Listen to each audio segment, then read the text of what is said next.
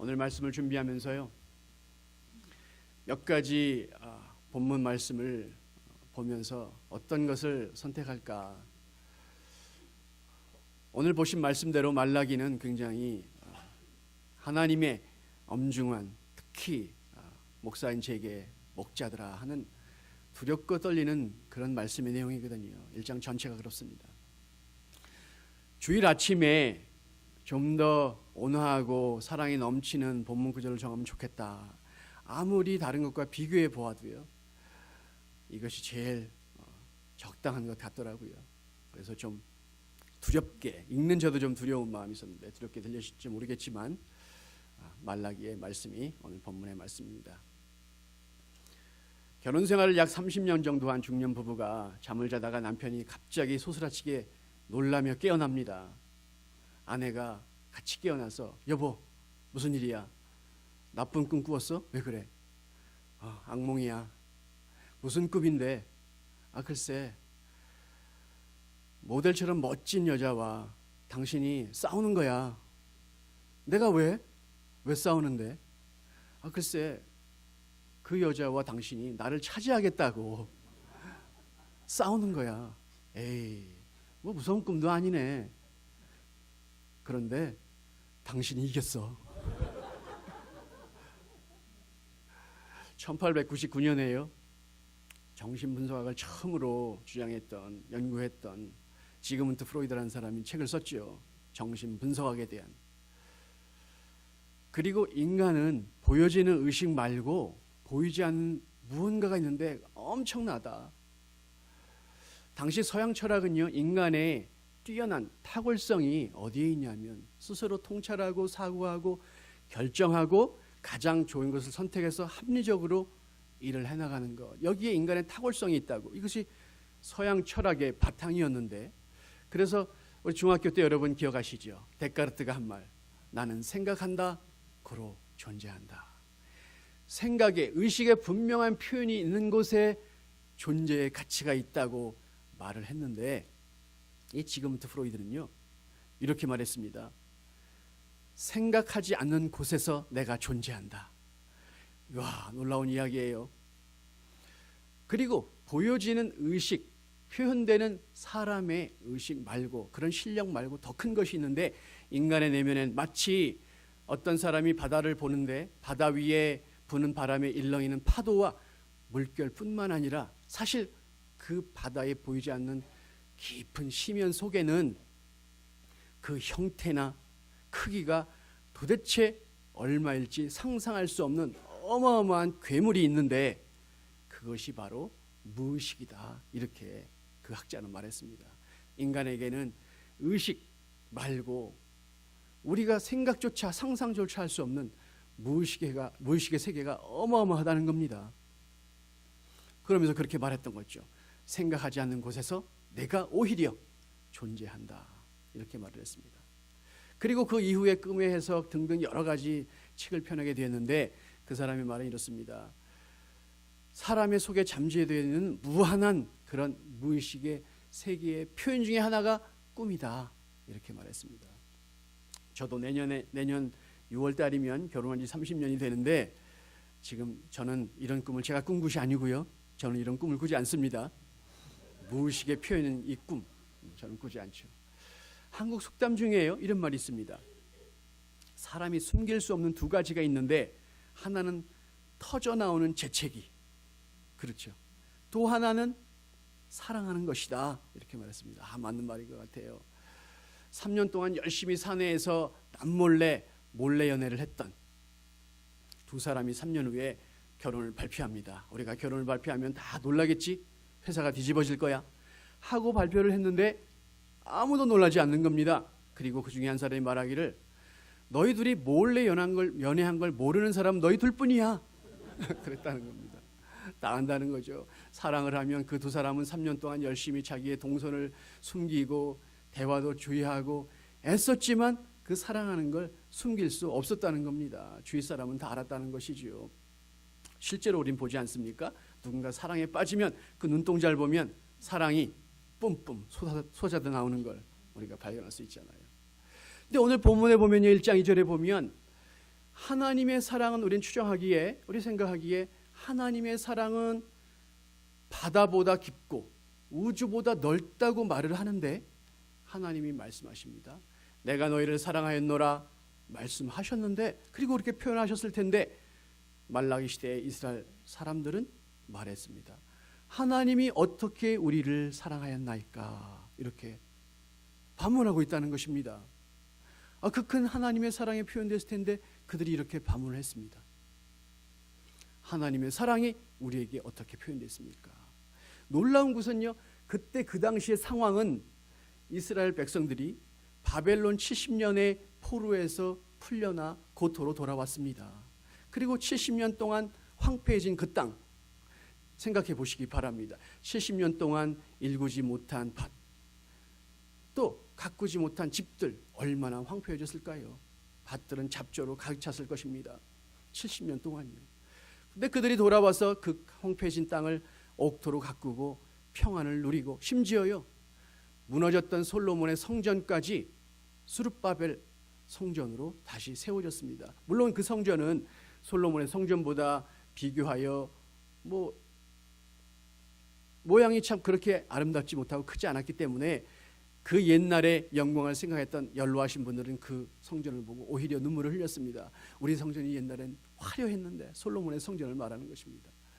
그렇지만 성전이 회복되고 그곳에서 다시 유월절이 행해지고 성전 예배가 회복되어지고 평안함을 누리고 번영을 누리는 그때에, 번영 때문이었을까요? 행복 때문이었을까요? 하나님이 자신들을 사랑했다는 것을 전혀 기억하지 못하고 하나님이 어떻게 우리를 사랑했단 말입니까? 이렇게 반문하고 있다는 사실입니다. 번영이 그렇게 했을지도 모르겠어요. 지금 누리고 있는 이 번영과 행복과 안녕과 여유로움은 하나님께서 우리를 사랑하신 결과가 아니라 우리가 죽을 힘을 다하여 우리가 이룬 것입니다. 하고는 절기마다 시간마다 예배를 드리긴 하지만 그것은 마음도 담기지 않았고 심지어 그 종교 의식 형식조차도 형편이 없었다는 사실입니다. 저는 말라기 1장 2절의 말씀을 보면서요 한번 거꾸로 생각해 보았습니다. 말라기 1장 2절에는 하나님께서 I have loved you 이렇게 말했어요. 그랬더니 백성들이 How have you loved us? 이렇게 반문을 했습니다. 거꾸로 우리가 말하는 겁니다. 하나님, 우리가 당신을 사랑합니다. I have loved you, my Lord. 하나님께서 물으십니다. 어떻게 나를 사랑했는가? How have you loved me? 어떻게 그 사랑이 표현됐는가? 물으신다면 우리가 어떻게 대답해야 될까? 1장 2절의 말씀을 보면서 거꾸로 생각해 보니까 심각하다는 생각이 듭니다.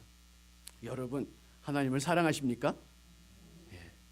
만약 어떤 사람이 저에게 목사님, 하나님을 사랑하십니까? 라고 질문한다면 왜 이렇게 갑자기 다가와요? 이렇게 말할지도 모르겠어요. 잠깐만 생각 좀 해보고요. 쉽게 말할 수 있는, 자신 있게 말할 수 있는 그런 말은 아닌 것 같아요. 생각해보면 내가 정말 하나님을 사랑하나? 내가 목사라고 불리면서 하나님을 정말 사랑하나? 한번 생각해 봐야 될 것 같아요.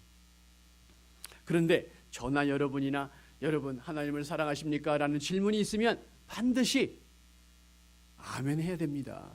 이유가 뭔지 아십니까? 아멘이란 말에는 고개를 끄덕이며 강하게 긍정하는 예스란 뜻도 있지만 두 번째 뜻은요, 그 아멘에는 그렇게 되기를 바랍니다. 그러고 싶습니다. 꼭 그렇게 되기를 소망합니다. 라는 의미가 있습니다.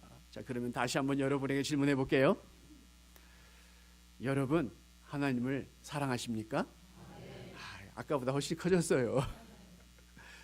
이유가 첫 번째의 이유이든 두 번째의 그렇게 되기를 하나님 안타깝지만 그렇게 소망합니다. 라는 이유든 여러분이 하나님을 사랑한다고 아멘 했지요. 그렇다면 여러분, 하나님을 사랑하는 표현을 여러분 어떻게 하십니까? 어떻게 표현하고 계십니까? 질문할 수 있을 것 같아요. 어제 우리 실버 평생교육원에서 글라이너드 스프링스로 소풍을 다녀왔습니다. 대형 버스 2개를 임대해서요. 83명이 우리 스태프들 포함해서 너무 수고하셨는데 이 자리를 빌어서 정말 눈물 나도록 고맙다고 마음을 표현하고 싶고요. 제가 눈물을 흘릴 수 없습니다. 지금 감사하고 무사히 여러분 많이 기도해 주시고 수고해 주신 덕분에 아무 문제 없이 다 잘 다녀왔습니다. 건강하게 잘 다녀와서 다 헤어졌고요. 오는 길에 제가 이제 오늘 설교를 해야 되니까 금요일날 열심히 설교 준비를 하고 토요일도 어떤 장로님이 좀 걱정되는데 장 목사님 설교 준비 다 하셨습니까? 그러시더라고요. 걱정이 되셨나 봐요. 열심히 했습니다. 제가 그렇게 말씀드렸는데 오는 길에 제가 설교 준비한 걸 생각하면서 제 옆에 있던 아내에게 물었습니다. 당신은 예배를 왜 드리십니까? 이렇게 물었어요.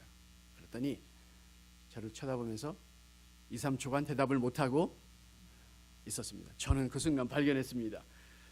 순간 당황하는 기색이 역력한 그 눈빛. 평소에 제 아내가 저한테 자주 말해요. 여보, 성경을 접하는 만큼 기도해. 그래서 제가 할 말이 별로 없어요. 조용히 깨갱하고 있죠. 그런데 그날 어제 제가 통쾌했습니다. 그 당황하는 눈빛을 보면서 2, 3초 후에 대답합니다. 내가 구원 받았으니까 틀린 말은 아닌데 정답은 아니야. 또 잠깐 이후에 하나님께서 우리를 찬양하도록 예배하도록 지었기 때문에 내가 예배를 드린대. 창세기 이사야 43장 21절의 말씀이에요. 맞아. 그건 내가 원하는 대답이 아닌데 잠시 후에 이렇게 말합니다. 내가 하나님을 사랑하는 표현으로 나 예배 드리는 거야. 그래. 그 순간 제가 당황하기 시작했습니다. 정답이에요. 어떻게 맞췄지? 내일 설교할 내 제목에 또 주제인데 오늘 제목이 어떻게 표현할까잖아요. 우리가 하나님을 사랑하는 표현은 바로 예배로 표현되는 것입니다. 시편 5편 7절 띄워주실래요? 한번 같이 보도록 할게요. 시편 5편 7절입니다. 이제 올라오네요. 함께 읽도록 하겠습니다. 오직 나는 주의 풍성한 사랑을 힘입어 주의 집에 들어가 주를 경외함으로 성전을 향하여 예배하리다. 시편 기자는 이렇게 말했습니다. 하나님의 사랑이 내게 너무 커서 오직 나는 주의 풍성한 사랑을 힘입어 주의 집에 들어가 주를 경외함으로 성전을 향하여 예배하리이다. 저와 여러분이 하나님을 사랑하는 그 표현은요 어떻게 되는가? 바로 예배로 이 시간처럼 이렇게 표현된다는 사실입니다. 하나님을 사랑하는 자는 그래서 예배하는 것입니다. 그런데 이스라엘 백성들은 이 하나님의 사랑을, 이 하나님의 회복의 은혜를 망각하고 그저 종교 의식에만 열심히 하고 있다는 사실입니다. 대부분의 예언을 했던 선지자들은요, 성경의 기록에 지적하는 것이 두 가지였는데, 하나는 하나님을 예배할 때 진실된 마음이 없다, 마음이 틀렸다, 입술로는 존경하나 마음은 내게서 멀도다. 기억하시죠? 그 질책이었고요. 또 하나의 질책은 삶 속에서 도덕성이 너무 결여되어 있다. 하나님을 섬기는 사람이라면서 상식도 지키지 않고 무법하며 남을 해치고 이기적이고 하는 것들 두 가지를 지적했습니다. 그런데 유일하게 말라기는요, 놀랍게도 제사의 형식을 강조하고 있다는 겁니다. 제사의 형식도 중요하다. 그래서 이스라엘 백성들이 하나님께 헌물을 드릴 때 눈 하나 없는 양, 다리 저는 양, 흠 있는 양, 아깝지 않은 양, 흠 없는 양이 아닌 그런 것들을 골라드렸다는 사실입니다. 예배의 형식까지도 형편없는 거예요. 마음은 물론이고요, 하나님의 사랑도 잃어버렸고요, 그 형식조차도 형편없는 것이었습니다. 그래서 하나님께서 레위기에 이런 법을 제정하셨는데, 소나 양으로 11조를 드릴 때는 많은 양이 있지 않겠습니까? 어떤 걸 드릴까요?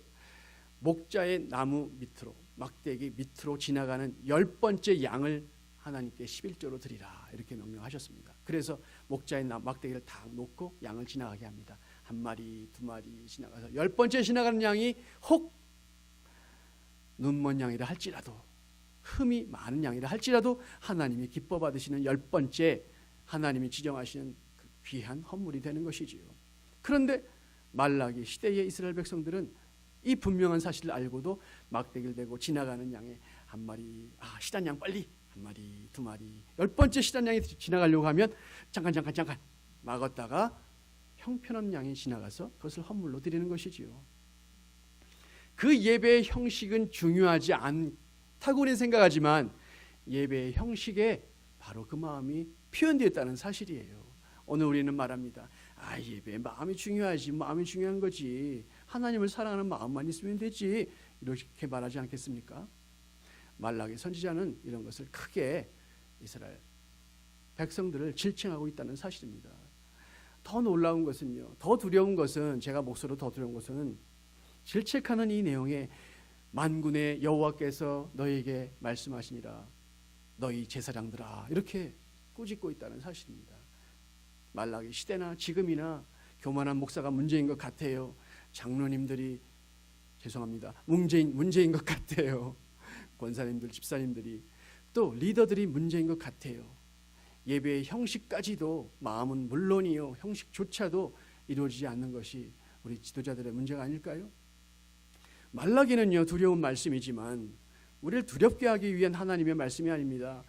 회개에 이르기 위해서 주께로 돌아와서 다시 한번 회복의 길로 나아가게 하여 하나님과 화목하게 할 수 있는 말씀이 바로 이 말라기의 말씀이거든요. 전 썬데이 베스트란 말을 참 좋아합니다. 썬데이 베스트 영어 공부하면서 한국에서 익혔던 단어인데 주일날 교회 가면서 가장 좋은 옷을 오늘 아침에도 제 와이프가 이 넥타이를 골라주면서 주일이니까 빨간 게 좋을까? 아니 보혈 설교할 땐 빨간 게 좋겠지. 내가 이렇게 말했어요. 그랬더니 어떤 게 좋을까 하다가 보라색 괜찮을 것 같은데 너무 무겁지 않을까?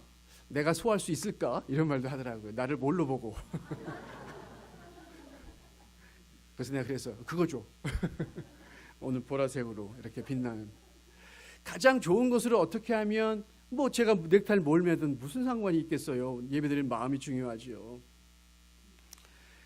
썬데이 베스트는 하나님께 예배드리며 내 마음을 표현할 수 있는 옷차림. 그게 썬데이 베스트란 영어가 있더라고요. 한국말에 그런 게 없어요. 참 좋더라고요.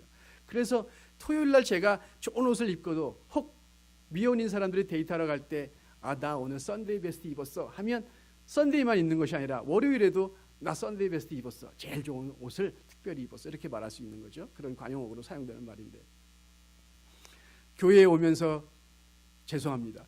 지각도 하고 또 편하게 입고 오기도 하고 청바지 입고 온다고 무슨 상관이 있겠어. 저도 청바지 좋아하거든요. 상관이 없어요. 그렇지만 한번 생각해 보면 지각하는 것도 우리가 참 말라기를 보면 조심해야 되겠구나.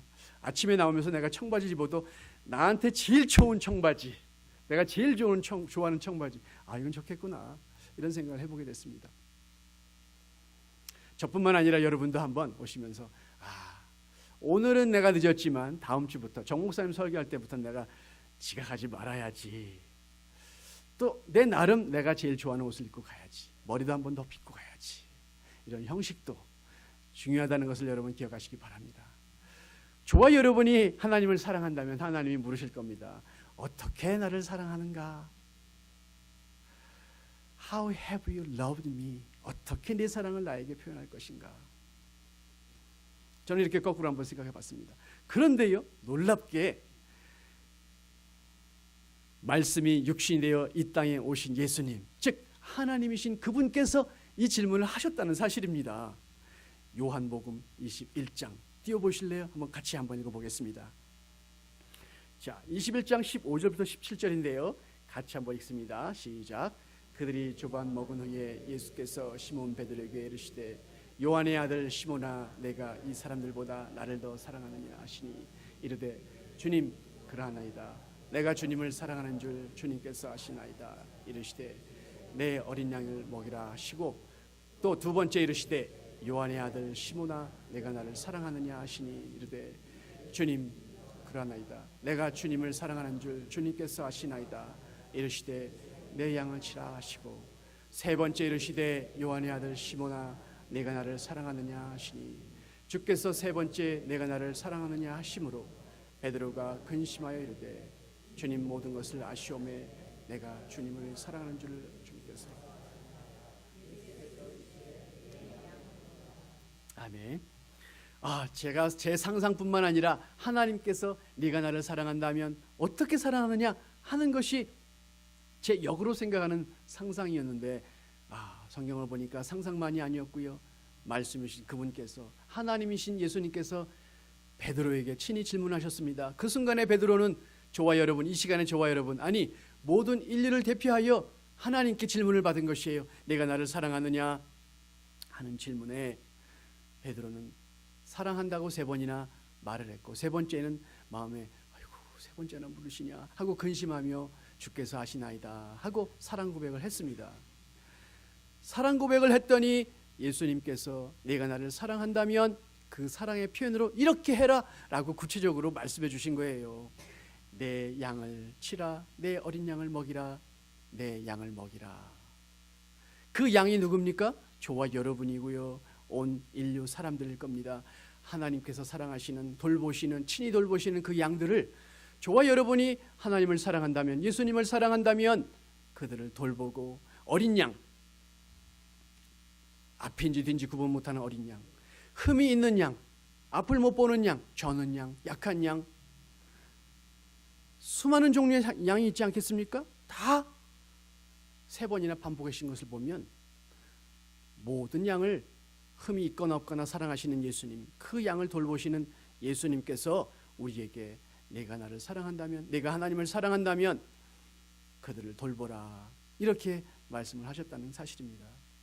정리해 보면요, 저와 여러분이 하나님을 사랑하는 그 증거, 그 표현은 첫째는 예배로 표현됩니다. 둘째는 우리 주변에 나 아닌 다른 사람들의 유익을 구하는 것으로 표현된다는 사실입니다.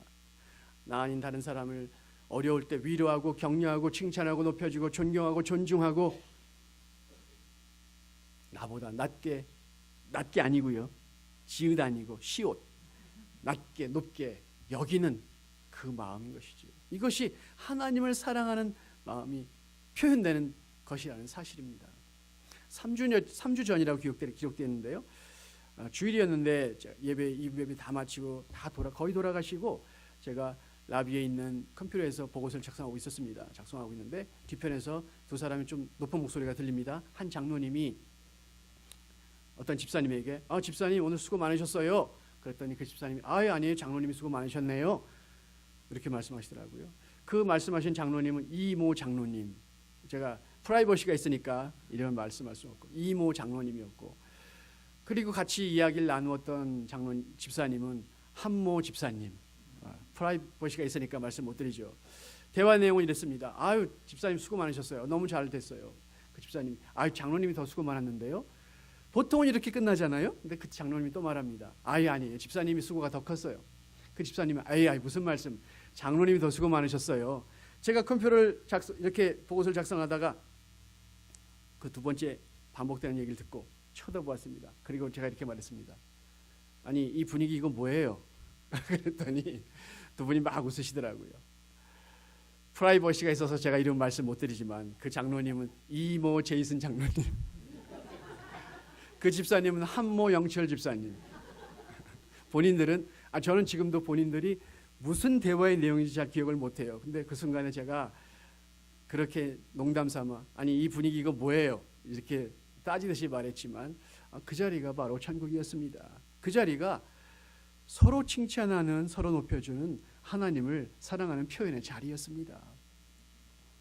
저와 여러분이 하나님을 사랑한다면 이렇게 예배로, 신령과 진정의 예배로, 나를 산제물로 드리는 예배로 표현되고, 또 월요일부터 토요일까지 삶 속에서 내가 만나는 사람들에게 그분들을 먼저 배려하고 돌보는, 높여주는 그런 마음으로 표현된다는 사실입니다. 이제 말라기 본문으로 돌아가 볼게요. 말라기 본문으로 돌아가면 하나님께서 내가 너희를 사랑하노라 하는 말씀에 이스라엘 백성들은 그렇게 말했죠. 하나님께서 어떻게 우리를 사랑하였나이까? 이 질문에 답을 할 차례가 됐습니다. 지구 온 세상을 통틀어서 짝사랑을 가장 많이 한 분이 있다면, 짝사랑의 대가가 있다면요, 그분은 하나님이실 겁니다. 아담을 창조한 이후로부터 또 노아의 홍수의 수많은 사람들, 그리고 수많은 지금까지도요, 많은 분들을 일방적으로 사랑하시면서 외면당하시는, 또 불순종의 경험을 수없이 겪으시는 짝사랑의 대가이신 하나님, 그 하나님께서 창세기 12장에 아브라함을 부르시고 그를 사랑하시고 축복하시면서 하나님이 그를 사랑하는 그만큼의 표현의 대가를 요구하셨습니다. 그것이 창세기 22장 2절인데 이렇게 말씀하셨죠. 100세의 아들을 주시고 약 16년쯤 된 거라고 생각이 돼요. 학자들이 이렇게 말합니다. 이삭이 16살 때쯤, 아브라함은 116살쯤 됐겠네요. 이렇게 요구하셨습니다. 아브라함아, 내가 내 아들, 내 사랑하는 독자 이삭을 모리아 땅으로 데리고 가서 내가 네게 일러준 한 산, 거기서 그를 번제로 드리라. 번제는 목을 순식간에 쳐서 고통 없이 죽인 후에 그 사체를 해체해서 불로 태워드리는 제사입니다. 그렇게 드리라는 거예요. 하나님은, 사실 하나님 입장에선 그렇게 사랑하시기 때문에 똑같이 요구하신 거라고 보여져요. 그런데 이 아브라함은 얼마나 쉽지 않은 이야기였겠어요. 아내에게 이야기하면 안 됩니다. 이야기하지 않았습니다. 그리고 짐을 챙겨서 떠나는데 모리아 땅, 하나님이 지시하시는, 하나님이 일러준 땅으로 가는데 부엘세바에 살고 있던 아브라함, 그곳에서 모리아 땅까지는 약 80km, 50마일, 정확히 50마일이죠. 3일 길입니다. 그 가는 3일 길은 그가 하나님께 순종해야 될까? 불순종할까? 하는 기회가 되기도 하고요. 불순종해 할 수 있는 위기의 순간이기도 합니다. 이 3일 길이 참으로 우리 인류에게 중요한 순간이었는데 그는 말없이 도착해서 그 종들을 평지에 두고 둘이 산으로 올라갑니다. 나무를 이삭에게 짊어지게 하고 본인은 칼과 불을 손에 들고 올라갑니다. 올라가는 길에 이삭이 아버지께 질문합니다. 아버지, 번제 드릴 나무와 불은 있는데 번제 쓸 어린 양은 어디 있습니까? 라고 질문하죠. Dad, where's the lamb for burnt offering? 아브라함이 말합니다. 그냥 망설이지도 않아요. 당황하지도 않아요. 이렇게 말합니다. God himself will provide the lamb for burnt offering. 그 번제를 위하여 하나님께서 친히 자기를 위하여 준비하실 것이다 하고 올라갑니다. 그 대화가 있던 곳이 바로 모리아 땅이었습니다. 여러분, 그 결과는 여러분 잘 아시죠? 그 두 사람의 중요한 의미를 담고 있는 부자 간의 그 대화가 있은 후 1000년 후에 하나님을 정말 지극히 사랑하는 다윗이 하나님 사랑을 표현하기 위해서 하나님, 내가 당신을 위하여 당신이 거주할 집을 짓겠습니다. 하나님의 성전을 짓겠다고 했지요. 하나님이 거절하셨습니다. 너는 수많은 전쟁을 통하여 내 손에 피가 많이 묻었기 때문에 너에겐 허락하지 않는다. 사랑하셨던 다윗의 말도 거절하셨어요. 그리고 대신에 네 아들 솔로몬에게 그것을 허락하겠다. 물론 이 성전을 짓는 준비는 다윗이 다 해두었습니다. 딱 이 두 부자 간의 대화가 있은 후 1000년 후에요. 솔로몬이 성전을 짓습니다. 그리고 성전을 멋지게 7년 동안 지은 후에 성전 봉헌식에 그가 하늘을 향해 손을 높이 들고 하나님께 기도합니다. 하나님, 그 기도를 자세히 보면 너무 훌륭한 기도예요. 그 기도가 훌륭한 기도가 따로 있겠습니까? 그 내용이 훌륭하다는 건데 그 내용이요, 자기를 위한 기도가 아니고 이스라엘 백성들, 즉 하나님의 어린 양, 또 보통 양, 혹 흠이 많은 양들을 위해서 기도하는 내용이었어요. 그들이 혹 범죄할지라도 이 성전을 향하여 기도하면 용서하시고 회복하여 주십시오 하는 그런 내용인데요. 그 기도가 마친 후에 하나님께서 응답하셨는데 하나님이 이렇게 말씀하십니다. 내가 이미 이 전을 택하여 거룩하게 하였고 내 이름을 여기에 영원히 있게 하였음이라. 이미 그렇게 현재 완료로 되어 있어요. 이미 그 전에 너 성전 지을 때부터 그렇게 내 이름을 영원히 여기에 두기로 했고 지금도 계속되고 있다. 그리고 내 눈과 내 마음이 여기에 항상 있으리라. 이렇게 말씀을 하셨다는 사실입니다. 성전을 짓고 그 응답으로 하나님이 그렇게 말씀하셨습니다. 여러분, 이 성전이 어디에 지어졌는지 아십니까? 이 하나님의 말씀은 역대하 7장 16절의 말씀이었는데 역대하 3장 1절에 보면 이렇게 기록되어 있습니다. 솔로몬이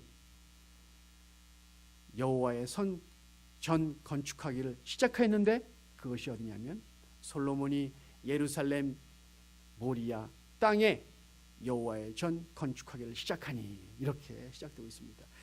여호와의 성전이 건축된 것이 바로 이 모리아 땅이었어요. 이 모리아 땅은 1000년 전에, 솔로몬 시대로부터 1000년 전에 바로 아브라함이 하나님을 사랑한다고 자기를 준, 사실 자기 아들을 준 것이면 자기를 준 것입니다. 자기보다 소중한 아들 준 것이죠. 자기를 산제물로 드린 것이에요. 바로 그것이 로마서 12장 1절의 말씀이에요. 거룩한 산제물로 너희를 드리라. 이것이 우리가 드릴 영적인 예배니라. 바로 그 예배를 바로 아브라함은 드린 것이죠. 그 하나님을 사랑한다고 하는 표현이 드려진 그 모리아 땅에 하나님의 성전이 지어졌고, 그 하나님의 성전에 하나님의 이름이 이미 영원히 있었고, 그리고 하나님의 눈과 하나님의 마음이 거기에 함께 있으리라, 이런 약속이 있었다는 사실이죠. 저와 여러분이 하나님을 사랑하여 예배하는 곳, 그곳에 하나님의 이름이 영원히 이미 있었고 하나님의 눈과 하나님의 마음이 있다는 사실 여러분 기억하시기 바랍니다. 또 일주일 동안 살아가면서 여러분이 만나는 주변 사람들에게 작은 배려, 작은 칭찬하는 하나님 사랑을 표현하는 그곳에 하나님의 이름이 함께하며 하나님의 눈과 하나님의 마음이 함께하신다는 사실을 여러분 꼭 기억하시기 바랍니다. 그만큼 우리의 사랑에, 하나님의 사랑의 표현이 그렇게 중요하다는 사실입니다. 이 두 사람의 대화, 이 이삭이 아버지에게 아버지, 번제에 드릴 양은 어디 있나이까 한 이 질문이 있은 후 2000년 후에 어느 날 세례 요한이 말합니다. 자기에게 다가오는 많은 사람 중에 한 분을 보고 이렇게 말합니다. 보라, 세상 죄를 지고 가는 하나님의 어린 양이로다. 요한복음 1장 29절 말씀이에요. 보라, 세상 죄를 지고 가는 하나님의 어린 양이로다. 이삭은 말했습니다. 아버지, 번제에 쓸 어린 양은 어디 있습니까? 하나님이 친히 준비하실 거야. 세례 요한은 말했습니다. 보라, 세상 죄를 지고 가는 하나님의 어린 양이로다. 그분이 세례 요한에게 다가올 때 세례 요한은 깨달았습니다. 저분이 바로 이삭이 2000년 전에 질문했던 그 질문의 대답이었구나. 하나님의 사랑은요, 이렇게 놀라워요. 우리 사랑은 이 땅에 있을 뿐, 우리 자식 사랑도 뭐 자식이 품 안의 자식이야. 저도 요즘 최근에 느끼기 시작합니다. 안타까운 일이지만 안타까운 일이에요. 말 잘 안 들어요. 착했는데 다들. 근데 하나님의 사랑은 그 전부터예요. 우리가 표현할 수 있는 건 여기밖에 없지만 이삭이 물었던 그 2000년 전에 번제에 쓸 어린 양은 어디 있나이까? 라는 질문을, 대답을 2000년 후에 하시는 거예요. 우리 입장에서는 2000년 전이었죠. 우리 입장에서는 아브라함 때 4000년 전이에요. 하나님은 무려 우리를 지금 사랑하시는 표현을 4000년 전에 이미, 아니에요, 창세 이전부터예요. 에베소에 나오잖아요. 그 하나님 사랑은 그렇게 깊이가 있고 넓어요. 근데 말라기 시대 사람들은 몰랐던 거지요. 자기 힘으로 이룬 줄 알았어요. 그래서 하나님이 어떻게 우리를 사랑하였나이까? 보라, 세상 죄를 지고 가는 하나님의 어린 양이로다 하고요. 그 선언이 있은 후 3년 후 예수님이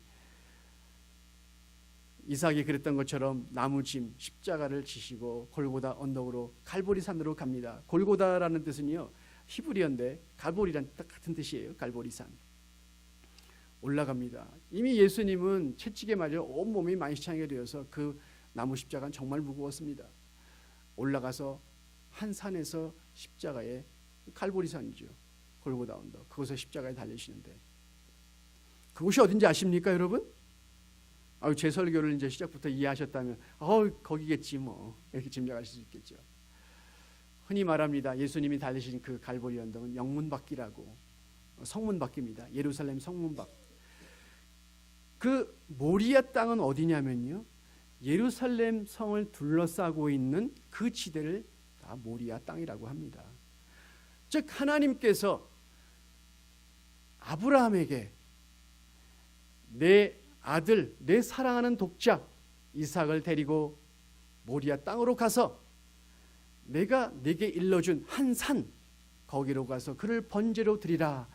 이 말씀하신, 지금으로부터 약 4,000년 전에 말씀하신 이 말씀은 십자가를 염두에 두고 하신 말씀이었어요.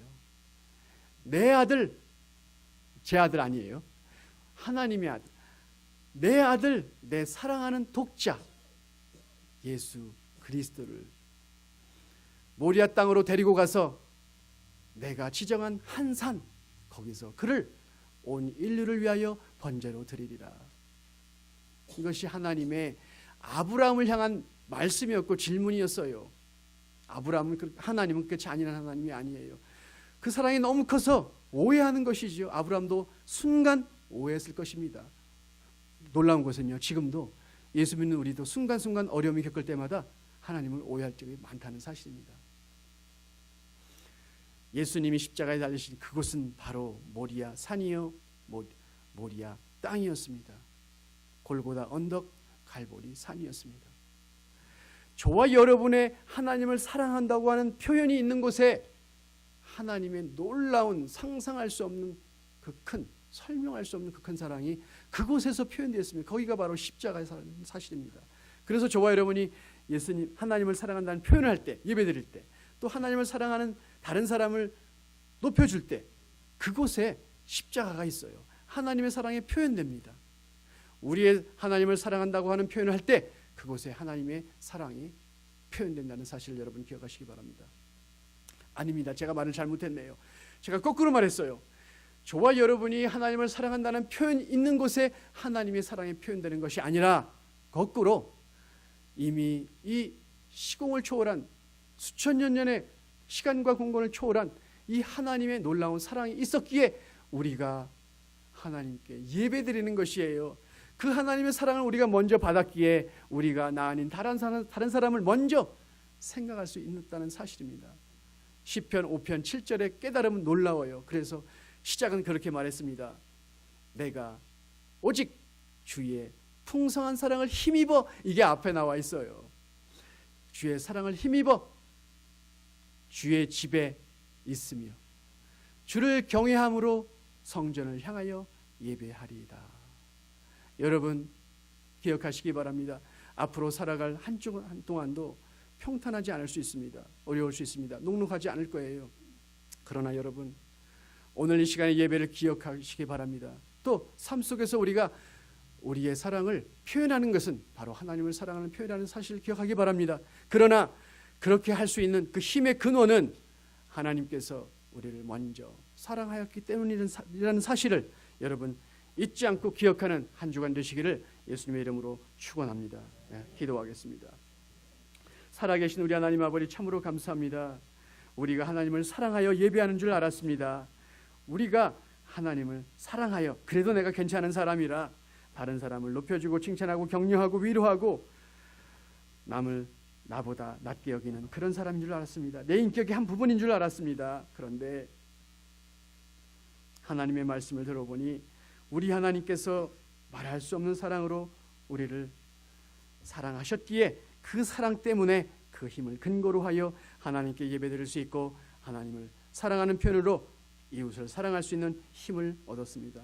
참으로 감사합니다. 한 주간 동안도 우리를 불쌍히 여기사 혹 순간순간 예배에 소홀하게 되거나 우리 나 아닌 다른 사람에게 소홀하게 될 때에 우리를 불쌍히 여기사 오늘 말라기 말씀을 기억하여 하나님의 두렵지만 장중한 경고의 말씀을 기억하여 주를 다시 한번 바라볼 수 있도록 축복하여 주시옵소서. 감사합니다. 예수님의 이름으로 기도하옵나이다.